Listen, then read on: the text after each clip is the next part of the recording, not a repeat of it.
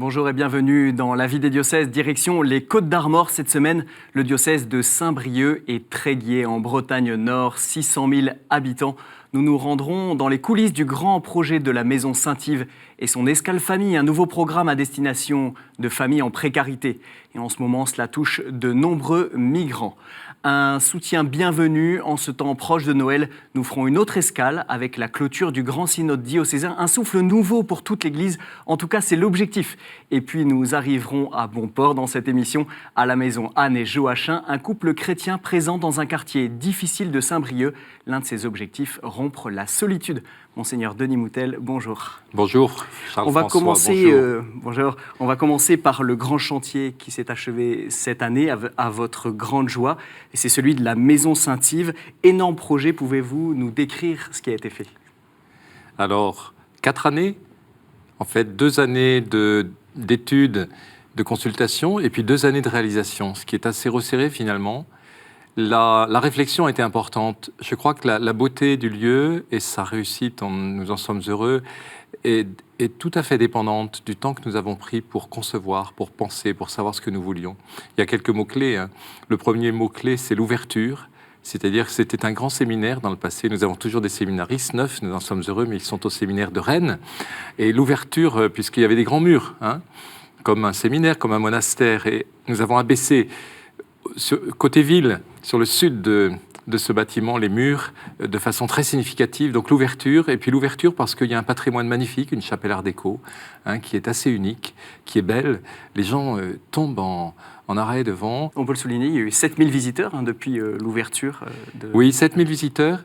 Alors à la faveur aussi d'expositions. Il y a eu les journées, bien sûr, du patrimoine, sur 2 journées à la fin du mois de septembre.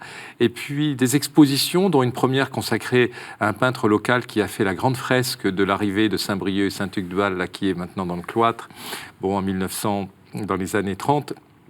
Et puis, il y a une exposition en ce moment de crèches, les crèches du monde qui nous sont prêtés très gentiment par les pères de Saint-Jacques, ces pères missionnaires d'Haïti, ce sont des Bretons qui sont partis en Haïti et puis des Haïtiens qui viennent aussi maintenant chez nous. Très belle exposition de crèche. Donc avec ces expositions, c'est une chance aussi pour des gens de venir découvrir ce lieu et de s'y arrêter, d'aller prendre un livre à la médiathèque, de se promener dans le cloître et dans le jardin, d'aller jusqu'à la chapelle qui est très belle. Et on peut le rappeler, c'est aussi les services diocésains qui ont tous convergé vers ce même lieu. Ils étaient sur 4 sites différents. Donc voilà. Ça crée aussi des synergies nouvelles. Et aussi l'évêque. Qui a déménagé. Puisque un beau jour, je me suis rendu compte que si tout le monde s'en allait, parce qu'il y avait quelques services là, à l'évêché où j'habitais, notamment la curie, l'économat, les archives, et donc c'était pas possible pour moi de rester vraiment seul, séparé un peu de tout le monde. Et puis d'ailleurs tout seul sur 800 mètres carrés construit, ça n'allait pas tout de même. Donc je suis venu aussi, et c'est une grande chance parce que je suis vraiment tout proche des services diocésains, des gens qui passent, les confirmants notamment qui viennent me voir. Et c'est un beau moment parce qu'au lieu de m'asseoir avec eux, comme je faisais d'habitude, autour d'une table pendant 1 heure ou 1 heure et quart, là, je leur fais faire la visite. Mais à chaque fois, on s'arrête et puis on explique quelque chose de la confirmation. Et au sein de cette maison, un lieu d'accueil a été créé il y a 2 mois. Ça s'appelle l'Escale Famille. Toutes les familles de Saint-Brieuc en situation de précarité peuvent s'y rendre. Cette maison est gérée par le Secours catholique avec l'aide de l'association Adalea. Une équipe de 35 bénévoles se relaie durant la semaine. Et aujourd'hui, les circonstances font que ce sont surtout des familles de migrants qui y font appel. C'est un reportage de Rémi Penn. Cet après-midi, à l'Escale Famille, on est en pleine préparation de Noël. Quand c'est bien fait et bien rempli, avec la votive à l'intérieur, franchement, c'est joli. C'est joli. À côté du sapin, c'est très beau. Marie-Christine est bénévole dans cette structure d'accueil gérée par le Secours catholique. Cette habitante de Saint-Brieuc vient ici chaque jour depuis son ouverture pour accompagner les familles dans le besoin. En tant que bénévole avec les parents, les familles qui viennent, il y a beaucoup d'amitié. Beaucoup d'amitié, beaucoup d'amour à leur donner et l'amour qu'ils nous donnent à nous aussi, nous les bénévoles. Et entre nous bénévoles aussi, on a beaucoup à partager, ce que l'autre ne connaît pas. Par exemple, les cultures des Africains et des Européens, c'est un peu... On se partage les cultures et puis bon, ça va. En plus d'un accueil chaleureux, les familles trouvent ici de quoi cuisiner, des douches, des jeux pour les enfants et une bagagerie pour déposer leurs affaires.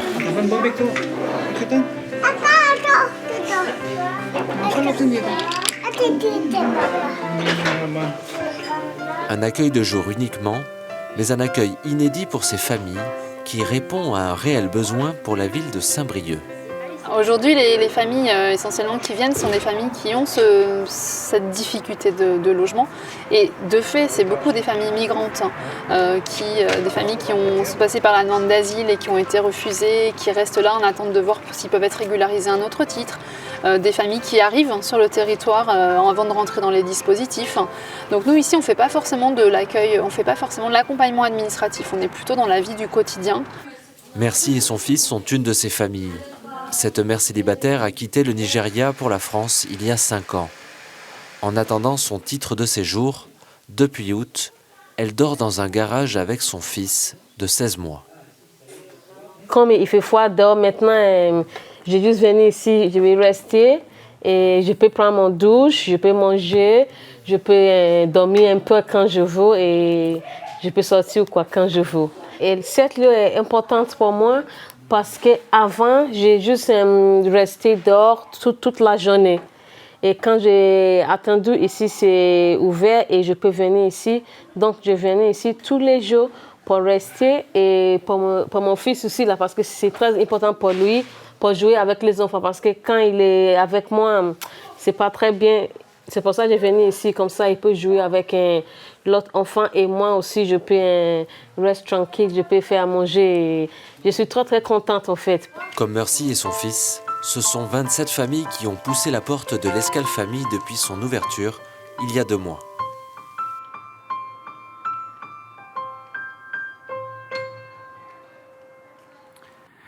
Monseigneur, pourquoi avoir accueilli cette Escale Famille au sein même de la Maison Saint-Yves ? Alors au départ, c'était l'idée très déterminée d'avoir une part de don, une part de gratuité, une part de grande ouverture à ceux qui ont moins que nous dans cette maison. Donc c'est une part significative puisqu'il y a là 200 mètres carrés qui sont situés d'ailleurs juste en dessous de l'évêché. C'est pas le même accès, mais de fait physiquement. Et puis, ce qui a été beau, je trouve, c'est cette démarche de réflexion avec des partenaires associatifs de la ville de Saint-Brieuc, du département, pour connaître, comprendre quel était le besoin auquel qui ne connaissaient peut-être pas de réponse. Et c'est comme cela qu'a été identifié l'accueil de jour. Pour une famille qui doit quitter l'hôtel ou son lieu d'hébergement précaire et ne pas savoir où aller dans la journée, c'est quand même très important de pouvoir se poser, refaire un peu de cuisine, laver le linge, peut-être prendre une douche, comme il a été dit ici, et puis surtout, comme c'est bien montré dans votre reportage, partager de l'amitié. Et les bénévoles qui sont là donnent beaucoup. Voilà, je suis vraiment très heureux je suis allé les voir, je suis allé les voir de temps en temps. C'est une petite goutte d'eau, mais à la manière de Mère Teresa, si chacun apporte son geste mis ensemble, ça fait beaucoup. Ouais, vous citez vos relations avec les pouvoirs publics. J'ai lu chez nos confrères d'Ouest France, du Télégramme aussi, que dans les Côtes d'Armor, les hébergements pour les familles de migrants étaient saturés. C'est aussi une réponse de l'Église face à cette situation délicate. C'est une réponse très partielle parce qu'évidemment, c'est une responsabilité des pouvoirs publics, surtout pour les migrants mineurs. Il y en a, malheureusement, qui sont un peu perdus dans nos différentes villes et cités. Par ailleurs, le diocèse, et beaucoup de diocèses font beaucoup, font beaucoup. Mais on doit le faire d'ailleurs sans se vanter, très simplement. C'est dans notre vocation, c'est normal. Nous allons consacrer une maison de nouveau à un accueil, un hébergement qu'on voudrait d'urgence, c'est-à-dire on voudrait que ça puisse offrir une possibilité à des situations d'urgence et que ensuite les pouvoirs publics et les partenaires sociaux puissent trouver des solutions pérennes. Comme Mercy, par exemple, on l'entend, qui témoigne qu'elle habite dans un garage voilà. avec son fils de 16 mois en plein hiver. Mais bien sûr. Et là, on peut pas penser que ce soit possible, ça. Monseigneur, il y a des débats au sein même de l'Église catholique sur cette question de l'accueil des migrants. On sait que tout le monde n'est pas d'accord. Qu'est-ce que vous répondez à ceux, justement, qui sont réticents ? Est-ce que c'est quelque chose aussi que vous observez Oui, très bien concrètement sûr, dans bien votre sûr. diocèse? Bien sûr, la première chose qu'on peut dire, c'est qu'il ne faut stigmatiser personne. Et des gens qui ont ces réactions, ce sont des frères et des sœurs, s'ils sont catholiques, dans le Christ. Donc, je veux pas jeter la pierre à personne. Le conseil que je donnerais, c'est de venir rencontrer ces personnes, tout simplement, de prendre un café, de venir à l'Escale Famille un jour et puis de venir prendre un café et de venir parler et de venir écouter un peu l'histoire de ces personnes. Après, il y a un principe de responsabilité qui est celui de nos gouvernants, de nos responsables publics et qui n'est pas simple. Et donc, voilà, on n'a pas toutes les réponses à toutes les détresses du monde, mais on doit se rappeler comme chrétiens que nous sommes, et comme croyants d'ailleurs, tous ensemble réunis, que nous sommes fils d'Abraham, qui lui-même a été migrant. Que les croyants dans l'histoire ont largement migré et que bien sûr il faut faire tout ce qu'on peut pour aider les gens là où ils sont, là où ils habitent, parce que c'est le premier droit, c'est le droit de, comme disait le pape souvent, c'est le droit de ne pas quitter sa terre, de ne pas émigrer. C'est le premier droit. Mais quand ils sont là, on ne peut pas les laisser dehors, on ne peut pas les laisser sans manger, on ne peut pas les laisser sans avenir. Voilà.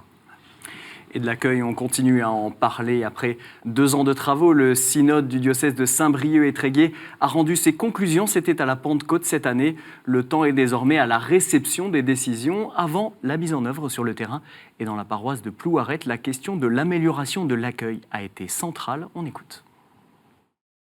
L'accueil est quelque chose qui revient de manière très très forte dans les remontées des équipes et ce qui a été également retenu dans plusieurs orientations d'ailleurs par l'Assemblée synodale sur le besoin que nous avons de progresser dans notre manière d'accueillir ceux qui viennent, mais aussi, tout en allant à la rencontre aussi de ceux qui ne viennent pas.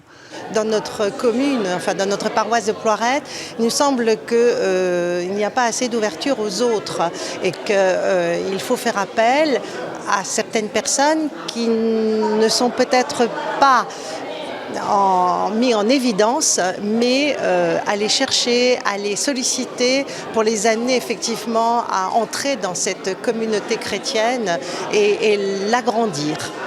C'est difficile.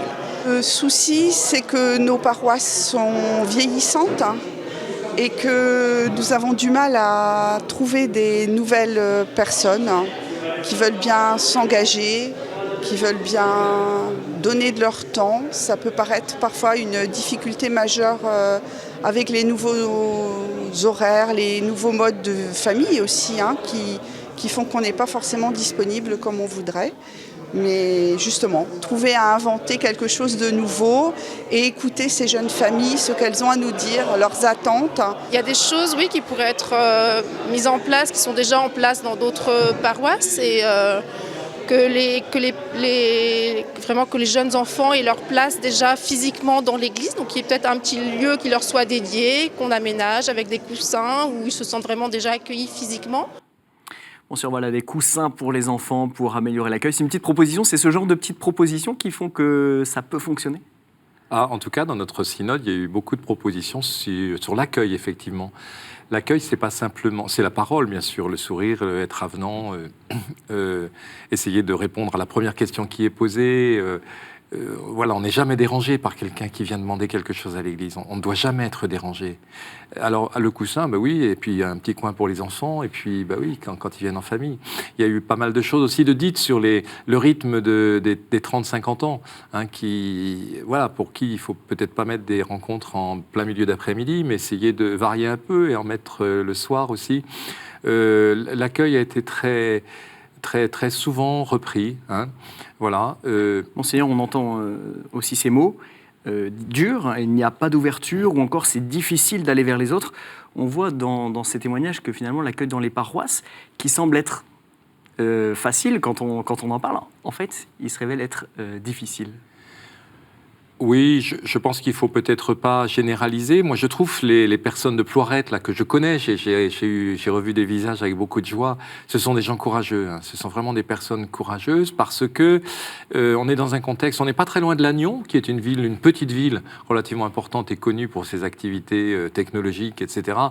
Mais on est quand même dans le monde rural et un peu à l'écart de la mer. Dans le Trégor. On est dans le Trégor. Le Trégor a été très christianisé, mais a eu une déchristianisation peut-être plus forte que d'autres petites villes moyennes des Côtes-d'Armor. Donc ils sont courageux, parce qu'ils veulent être missionnaires, ils ne veulent pas rester entre eux, effectivement. Ils se disent, mais on doit se remuer, on doit se bouger. Ça a été la grande chance du synode, une aventure spirituelle intense, où on s'est mis à s'écouter les uns les autres, à converser pour comprendre quelle était la volonté de Dieu pour nous maintenant dans la situation qui est la nôtre. On entend également votre vicaire général, le père Hervé Le Vézoué, qui parle d'une nécessité de progresser dans la manière d'accueillir ceux qui viennent et ceux qui ne viennent pas. Il y avait aussi cette dimension de l'évangélisation très forte dans le synode. Comment on fait pour atteindre ces personnes qui ne viennent pas, justement ? Ça a été marqué notamment dans la dernière partie, il y avait 4 parties sur lesquelles je ne vais pas revenir, mais qui portaient pour titre « Servir les personnes ». Et là, il y a plusieurs types de personnes qui ont été mentionnées. Il y a les familles. Et on a vraiment envie d'aider aussi les familles dans la tâche éducative, de partager un peu de confiance avec les papas, les mamans, dans le dialogue avec les enfants. Les jeunes, pas leur donner une place de pacotille simplement pour jouer un petit bout de guitare ici ou là, ou faire un peu de musique, mais entrer dans un échange profond du cœur de la foi avec les jeunes. On sait que dans votre parcours de prêtre et d'évêque, vous avez été très attaché justement aux jeunes.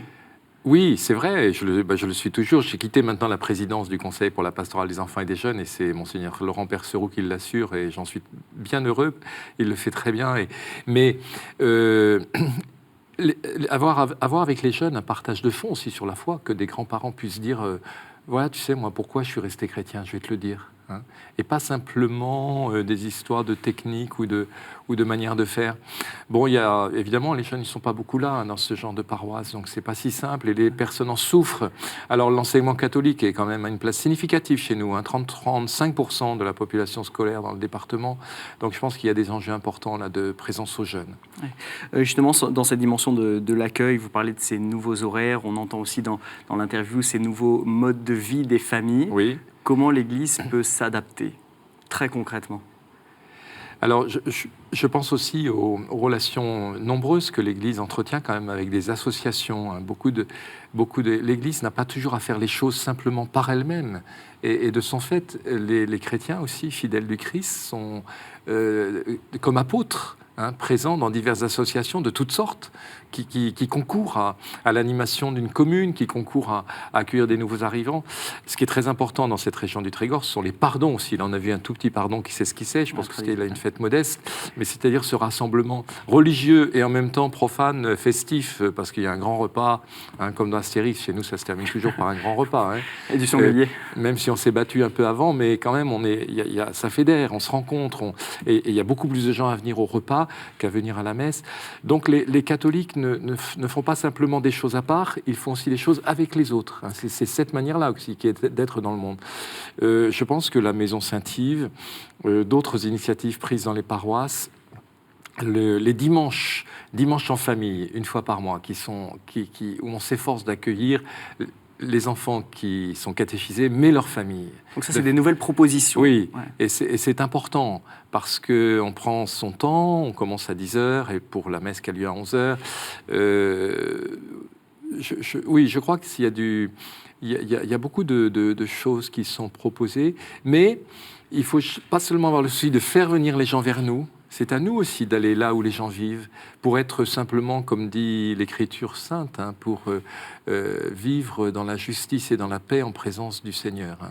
Voilà, partager ces choses-là, la justice et la paix, mais on le fait en présence de Dieu, et c'est déjà un témoignage. Dans les actes du synode, donc ces conclusions, vous parlez de cette importance de la conversion pastorale. C'est quelque chose à laquelle vous appelez justement les fidèles catholiques. C'est quoi cette conversion pastorale ? Qu'est-ce qu'il y a derrière ? Qu'est-ce que vous entendez par là ? La conversion, il y a peut-être 2 ou 3 choses. La première, c'est de me laisser changer, saisir par l'amour qui est dans le Christ Jésus et qui m'est donné maintenant. Pas hier seulement quand j'avais 20 ans, pas demain quand je serai dans mon dernier passage, mais maintenant. Il me saisit, il me touche, il me confie quelque chose. Voilà, c'est cette unité avec le Christ. La deuxième chose, c'est de considérer que faut pas forcément faire comme on a toujours fait. C'était mieux avant. François le rappelle aussi d'ailleurs. On a toujours fait comme ça. Eh bien oui, mais aujourd'hui, les conditions et les appels du monde sont différents. Donc, il y a peut-être des choses qu'on pourra moins faire parce que les prêtres sont un peu moins nombreux aussi, malheureusement. Donc, il faut faire bouger les choses. La conversion, c'est ça. C'est accepter de convertir non seulement des réflexes personnels, individuels, mais des réflexes parfois collectifs. Où voilà, on veut garder les choses en l'état. La conversion, c'est d'accepter de faire quelques kilomètres pour aller à l'église.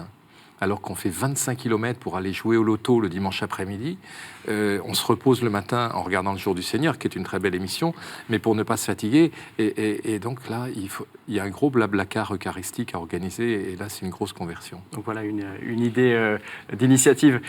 Autre signe d'espérance pour le diocèse, c'est un couple qui a décidé de se bouger aussi depuis 8 ans.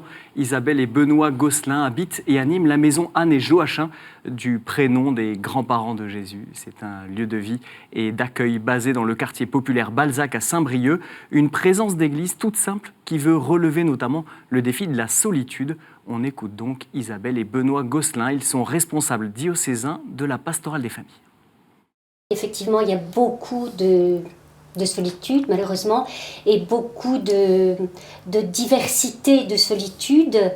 Effectivement, il y a la solitude des personnes qui ont souffert, qui ont eu beaucoup de choses difficiles dans leur vie et qui n'ont plus envie de sortir. Mais il y a aussi la solitude qui est liée à nos modes de vie, qui fait que, par exemple, je parlais de familles monoparentales, mais il y a en particulier beaucoup d'hommes qui vivent une solitude où ils n'ont même pas la visite ou contact avec leurs enfants.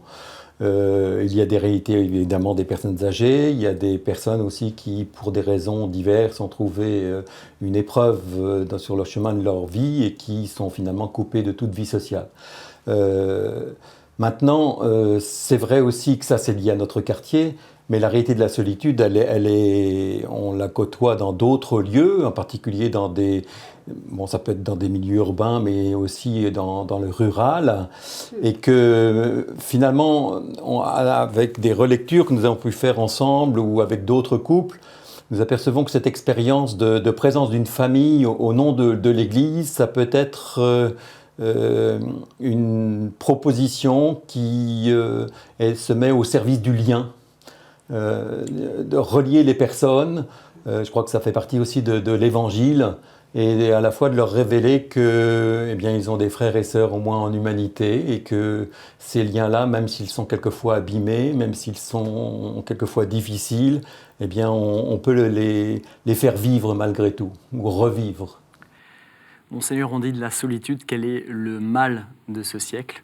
Les Gosselin là dressent un tableau assez sombre de cette question de la solitude. Ça touche toutes les catégories socio-professionnelles, ça touche dans les zones rurales, ça touche dans les zones urbaines. Quels sont pour vous les enjeux de cette présence catholique dans ces lieux de souffrance ? Ils ont une très très belle présence qui répond d'ailleurs à une loi synodale. Parmi les 36 lois synodales, il y en a une qui est intitulée « Briser la solitude ». Et là, c'est une maison, un ancien presbytère que nous avons choisi de confier à une famille, Benoît et Isabelle Gosselin. Benoît est diacre, c'est en plus une très belle présence diaconale. Et ce qui m'impressionne le plus, c'est que, alors ils accueillent, il y a des cafés, il y a du passage, il y a, outre leur responsabilité du service diocésain, la pastorale familiale, où ils fédèrent un certain nombre de gens qui s'intéressent à la famille, à l'éducation, au couple, etc. Mais c'est qu'ils ne sont pas dans le jugement. Il a fait allusion, Benoît, à différentes situations où les gens vont cas un cas dans leur couple, des familles monoparentales, ce qui accroît effectivement les difficultés ou le sentiment de solitude. Ils ouvrent leurs portes aux gens qui déposent leur fardeau, parfois comme ils sont. On revient à cette dimension de l'accueil. Comme ils sont, ils ne cherchent pas à leur dire ce qu'ils ont raté, ce qu'il faudrait faire, l'idéal, mais les assurer peut-être de la présence du Christ et de l'amour de Dieu pour eux comme ils sont. Je crois que c'est un des enjeux effectivement de surmultiplier cette présence des chrétiens dans le monde. Alors il y a des présences plus anciennes que je veux saluer aussi, c'est celle des religieuses. Il y a une communauté religieuse toujours dans un quartier aussi de Saint-Brieuc. Il y en a d'autres dans des petites communes rurales.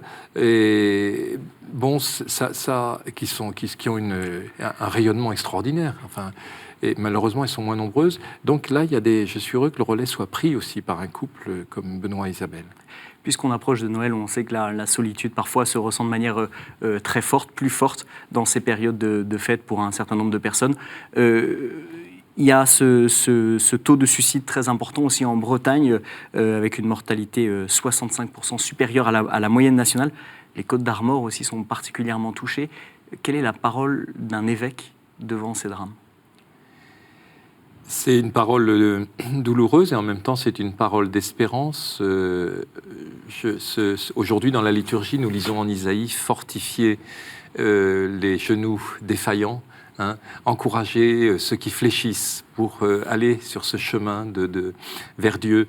Et on voit dans l'Évangile aussi en Saint-Luc Jésus, des hommes qui conduisent un paralytique, un paralysé vers Jésus. Bon.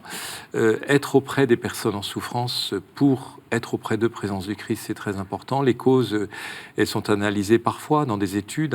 J'ai parcouru un rapport sur le suicide, c'est très complexe. Il y a la pauvreté quand même. Dans les Côtes-d'Armor, nous sommes le département le plus pauvre de Bretagne.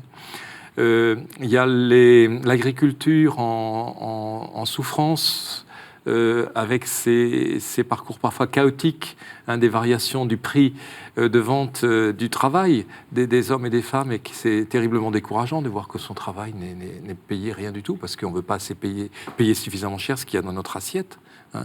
Donc cette désespérance, je pense qu'il y a des moyens d'y répondre sans doute un peu plus au plan social, au plan économique, en valorisant le travail des personnes. Et puis il y a des causes qui nous sont inconnues, il y a le mystère de chacun, il y a la place de l'Église dans ces situations difficiles. La place de l'Église, elle peut être difficile aussi parce que on pourrait avoir la tentation de distendre nos réseaux. De distendre les mailles du filet, c'est-à-dire de nous mettre sur les grosses villes, ou les grosses petites villes, on n'a pas de grandes villes, nous, en Côtes-d'Armor, et de délaisser le petit village, de délaisser, parce que les prêtres ne peuvent pas être partout, mais il n'y a pas que les prêtres. Donc préserver ce lien social. Donc je crois que quand on fait une réunion entre catholiques dans l'Église, il faut prendre un temps pour la prière, il faut prendre un temps pour travailler le sujet qui nous a été confié ou qu'on doit travailler, mais il faut prendre un temps pour se dire, tiens, qu'est-ce qu'il devient là, ce monsieur qui est allé à l'hôpital?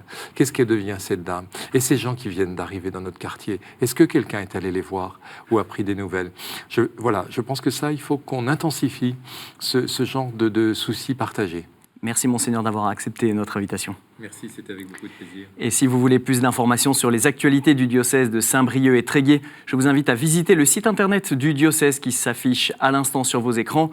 Vous pouvez aussi retrouver les actes du synode diocésain sur cet autre site www.synodediocèse22.fr. Et puis bien sûr, vous pouvez retrouver cette émission sur le site www.ktotv.com et la partager tout autour de vous. Au revoir et bonne suite dans cet Avant.